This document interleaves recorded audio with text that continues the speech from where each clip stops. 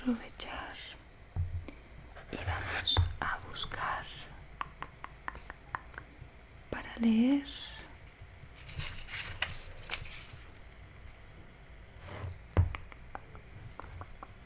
alguna cosa más y hacernos un vídeo guay de leyendo sobre historia. I hope me voy a echar un poco de gloss, más que nada por el ASMR. Mirad qué mono. Es así una mini talla de la marca Clarins.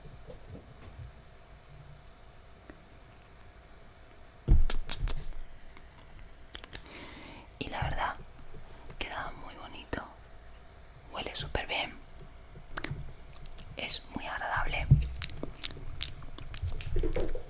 y es así tipo como, bueno, la verdad que lo venden un poco como aceite,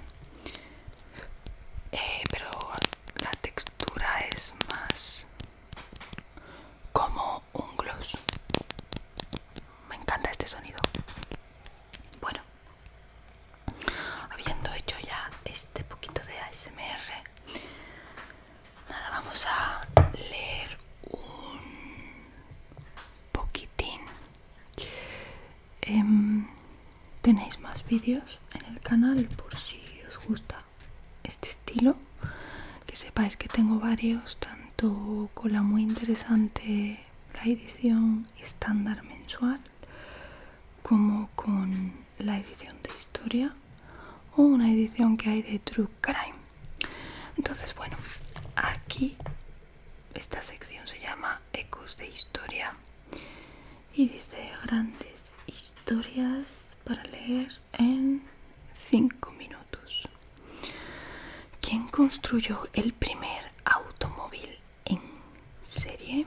El primer automóvil de combustión interna del mundo fue el Motorwagen o Benz Wheeler, que fue construido en 1886 por Carl Friedrich Benz en la ciudad de Mannheim, Alemania. Pero el honor de haber fabricado el primer automóvil en serie le corresponde a Henry Ford, que en octubre de 1908 comenzó a fabricar en cadena el modelo Ford T, lo que le permitió alcanzar cifras de producción hasta entonces imposibles. Su aparición en el mercado democratizó la posesión de los automóviles. El Ford T era tan barato que estaba al alcance de cualquier asalariado. El año que salieron de fábrica los primeros modelos, apenas eran 200.000 los propietarios de coches en Estados Unidos, y 5 años después eran 250.000 solo los que habían comprado un Ford T. En 1930 pasaban de los 15 millones. La clave fue la producción en serie, que abarató los costes. El Ford T se convirtió en un favorito de la sociedad trabajadora industrial, cómodo y asequible. Cuando se inauguró el canal de Suez o Suez, mira, ahí está ya Dakota que se quiere meter y se acomoda ahí, se hace como una cuevecita y ahí se queda súper a gusto.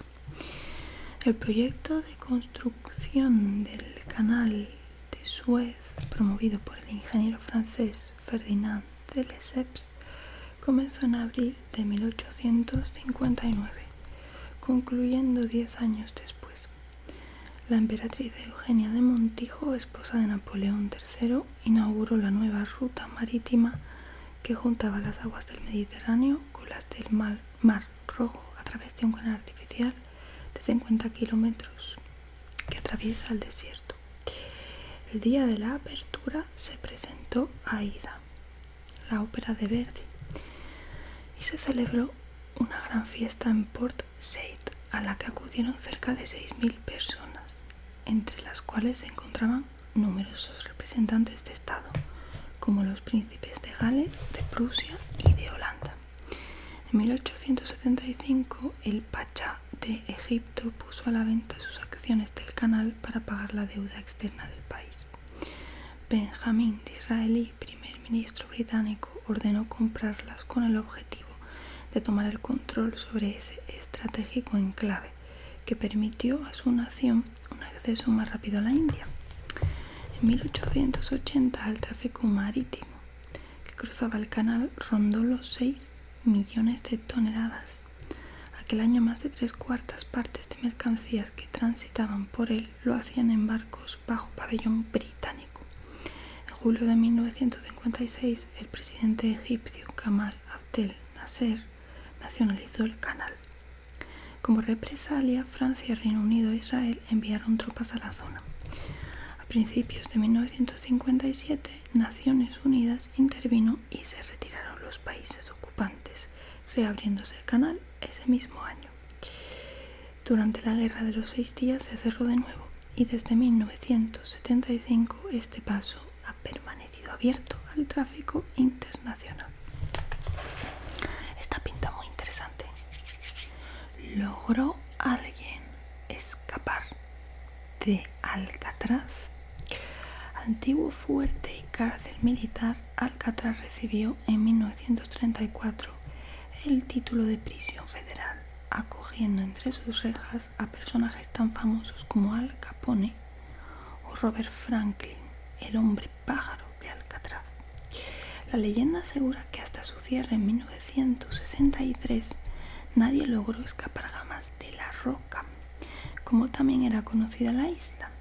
Sin embargo, ese dato podría no ser cierto, ya que en 12 de junio de 1962 3 presos del centro consiguieron huir, ejecutando un plan que sería llevado al cine en el año 79 por el director Don Siegel bajo el título La fuga de Alcatraz, que es una película que, por cierto, me gusta mucho, porque me gusta mucho Clint Eastwood.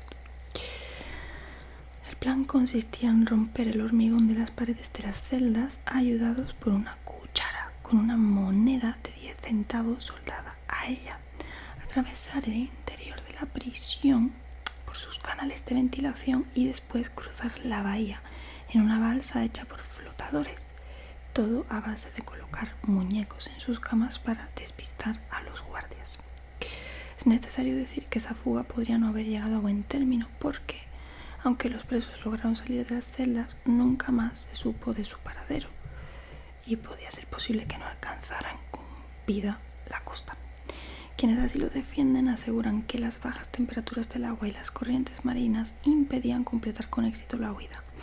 Pero lo cierto es que cuando el FBI se encargó de la investigación, encontró objetos de los 3 hombres en la cercana isla Ángel, pero de ellos nunca más volvió a saberse nada. ¿Qué eran las ordalías? En la Edad Media era muy común que las personas resolvieran las disputas especialmente conflictivas mediante las llamadas ordalías o juicios de Dios. Se trataba de procesos en los que se dejaba a la intercesión divina dirimir la verdad, la falsedad, la culpabilidad o la inocencia de una o varias personas. El pensamiento se basaba en la creencia de que Dios intercedería por aquella de las partes en posesión de la verdad mediante algún milagro, por lo que los protagonistas eran sometidos a situaciones límite, donde casi siempre estaba presente el agua o el fuego. Algunas de esas ordalías consistían en arrojar a un río a una persona atada de pies y manos, obligarla a introducir las manos en aceite hirviendo o a sujetar con ellas desnudas barras de hierro al rojo vivo, caminar sobre fuego o ingerir un pedazo de pan sin masticar y no atragantarse. Si la razón estaba de su parte, Dios no permitiría que se ahogara o resultase dañada. Bueno, la mítica inteligencia, razonamiento y lógica de la Edad Media, ¿no? Qué periodo más bárbaro. Huelga decir que eso no sucedía nunca, por lo que la clase dirigente comenzó a alzar la voz contra estos procedimientos. La Iglesia misma llegó a prohibirlos en un concilio del año 1215, pero los juicios de Dios aún siguieron celebrándose en lugares remotos. El último del que se tiene constancia fue en Inglaterra en 1817, curiosamente cuando surgieron los primeros cuerpos policiales modernos y la prueba se convirtió en el elemento central de los procesos judiciales. ¿Cómo murió Rasputín? Principal confidente y asesor de la familia imperial rusa, el curandero y místico Grigori Yefimovich Rasputín tenía también muchos enemigos que le consideraban una pésima influencia, entre ellos el príncipe Yusupov, quien le invitó a participar en una fiesta en su palacio en la noche del 16 de diciembre de 1916, con el objetivo de matarle. Una vez allí, Rasputín fue recibido por el príncipe y sus amigos con varios pasteles envenenados. Al no surtir efecto, porque sería Rasputín, me lo imagino tan jodidamente grande que no lo podían envenenar. No era suficiente, ¿no? Lo metabolizaba y lo expulsaba. Como no surtía efecto, Yusupov le disparó, cayendo Rasputín al suelo, y cuando todos le creían muerto, la víctima se abalanzó hacia su anfitrión, que huyó escaleras arriba, mientras el santón salió al exterior corriendo hasta que un disparo le alcanzó nuevamente. En el suelo recibió varios golpes con una barra de hierro, pero también logró sobreponerse. Fue entonces cuando, tras reducirle, fue arrojado semiatado al río Neva, donde murió congelado. O sea, que flipa para matar a Rasputín.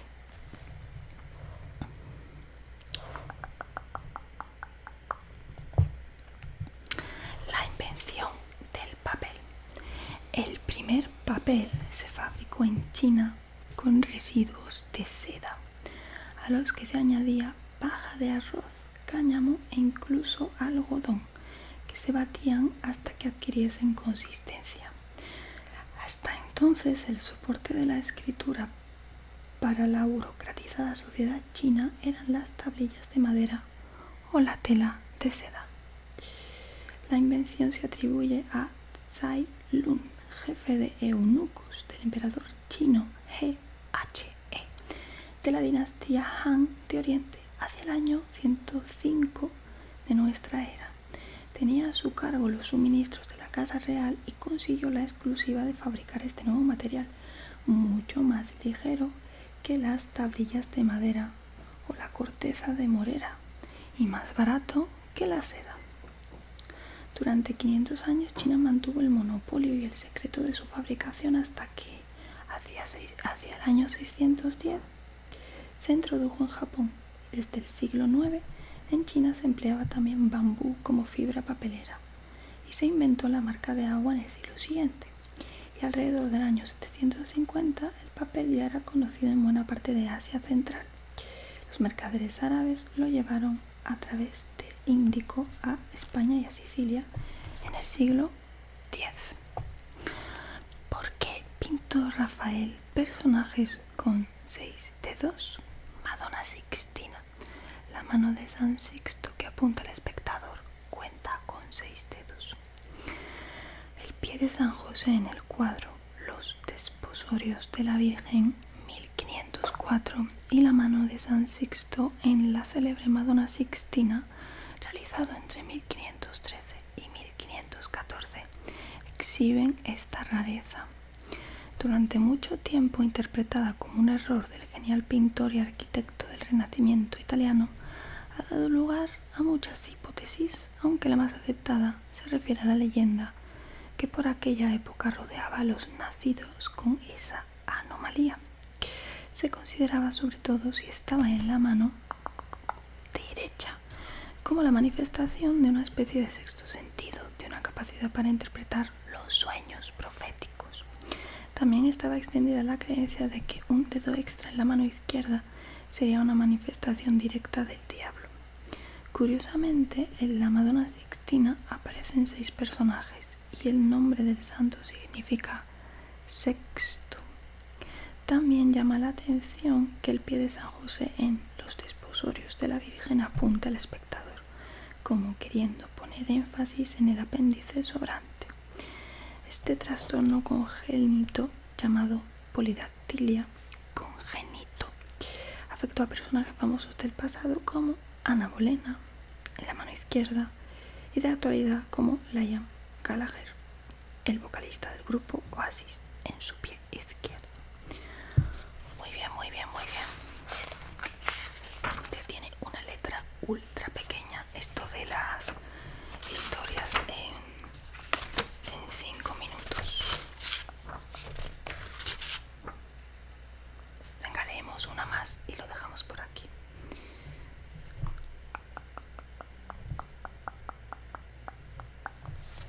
A ver, una así jugosita.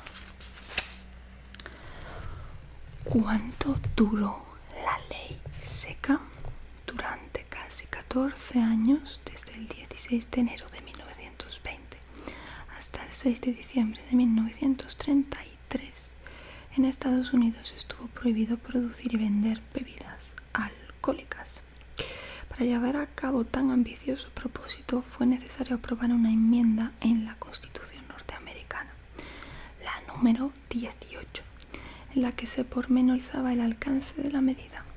La única excepción era que las familias podían producir para consumo propio 200 galones anuales de sidra no embriagadora y zumo de fruta, unas 1000 botellas aprox. La prohibición no gozó de apoyo popular, a pesar de que abundaban movimientos en favor de la templanza.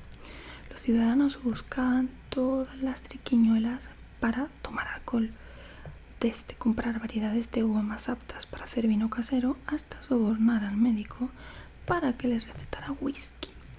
Hoy la ley seca se recuerda sobre todo, hostia, es que 14 años son mucho en realidad, por contribuir al auge del crimen organizado. El alcohol que vendían las bandas de delincuentes era producido de forma clandestina o importado de forma ilegal desde Canadá, México o el Caribe. Uno de los gángsteres más favorecidos por este negocio fue Al Capone, rey de Lampa en la ciudad de Chicago, principales puertas de entrada para el alcohol traído de contrabando. A finales de 1933, ante la evidencia de que la medida no había servido para mucho e incluso había favorecido la delincuencia, fue derogada mediante otra enmienda a la Constitución, la número 21. Pero es muy curioso, ¿no? ¿Por qué se llegaría a poner la ley seca?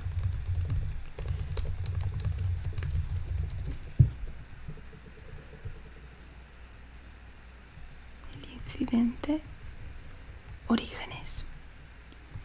En Estados Unidos había existido desde el comienzo del siglo XIX un movimiento por la templanza o temperancia, entendida primero como moderación en comer y en beber y luego prohibición total de tomar alcohol y finalmente como una condena de todo lo relacionado con el alcohol. En el siglo XIX, diversos líderes religiosos de iglesias protestantes habían insistido en regular el libre consumo de alcohol, al cual culpaban de diversos males sociales. El incremento de inmigración en Estados Unidos desde 1850 puso a los líderes religiosos estadounidenses en contacto con amplias masas de inmigrantes extranjeros que no compartían sus opiniones respecto a la restricción del consumo de licores. Inmigrantes irlandeses, alemanes y de Europa Oriental habían traído sus propias costumbres más tolerantes con el consumo de alcohol, pero los predicadores protestantes más conservadores, mayoritariamente anglosajones, insistían en que adoptaran una opinión contraria al libre consumo de licor.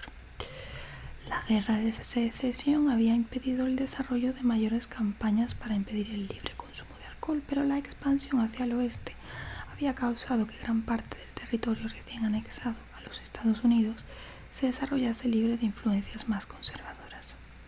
No obstante, en 1890, la propaganda del movimiento por la templanza adquiría relevancia nacional. A esta corriente se unieron intelectuales progresistas, liberales, líderes sindicales de izquierda que condenaban el consumo de alcohol como elemento provocador de atraso y pobreza. Pero creo que tomaron la dirección equivocada. Los grupos apoyaron la labor de los predicadores religiosos en el medio político, reclamando normas que redujeran el consumo de alcohol. El incidente de Hull House. En gran parte del siglo XIX y primeros años del XX, la inmigración hizo subir las estadísticas de ebriedad y de violencia intrafamiliar. En 1913, un inmigrante italiano de Chicago llegó un día a casa en un completo estado de ebriedad y le metió, en resumen, es que le dio una paliza a su esposa, que estaba embarazada, y como resultado el niño habría nacido con malformaciones.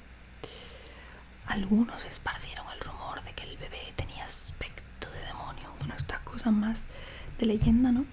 La noticia se expandió y una benefactora, Jane Addams, recogió al niño que había sido abandonado y lo llevó a Hull House, que se recibían niños abandonados, pues era una casa de lo que llamaríamos como un orfanato. Muchas mujeres comenzaron a contar a la opinión pública de que los maridos llegaban borrachos o simplemente dilapidaban el sueldo en comprar licor, dejándolas en desamparo. Y surgió así el movimiento por la templanza, con miembros como Carrie Nation, que eran capaces de atacar tabernas con un hacha y destruir las botellas. Varios predicadores vinculaban la venta y el consumo de alcohol con un clima general de decadencia y con otros vicios morales. Se decía que el consumo de alcohol provocaba la pobreza en las masas, enfermedades varias, demencia, delincuencia. Vale, pues ya está. Pues hasta aquí el vídeo de hoy.